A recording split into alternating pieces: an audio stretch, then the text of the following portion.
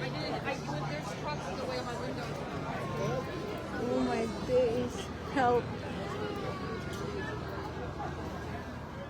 Nagpaabot ng pakikiramay ang mga senador sa ilang Pilipino na namatay nga sa naging pag-araro ng isang sasakyan sa Lapu-Lapu Festival na ikinasa naman ng Filipino community sa Vancouver, Canada.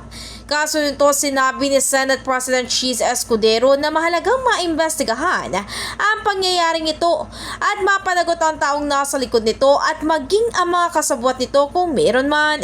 Naniniwala naman si Escudero na magagawa ito ng law enforcement agencies ng Canada.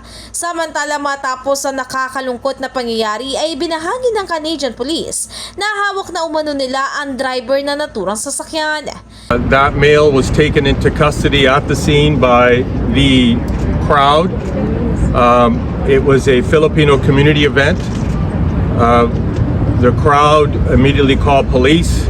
We then took custody of the subject, and he is now in our custody being held. Matapos ang pangyayari, nanawagan si Escudero, Senator Joel Villanueva at maging si Senadora Grace Poe sa Philippine Consulate at maging sa ilan pang kaugnay na ahensya ng gobyerno tulad ng ala ng Department of Foreign Affairs na paabutan ng tulong ang lahat ng mga Pilipino na biktima rito at maging ang kanilang mga pamilya.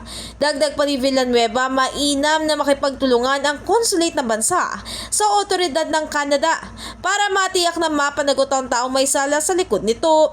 Iginit naman din ni Poe na karapatan ng bawat Pilipino na nasa ibang bansa na mabigyan sila ng tamang proteksyon.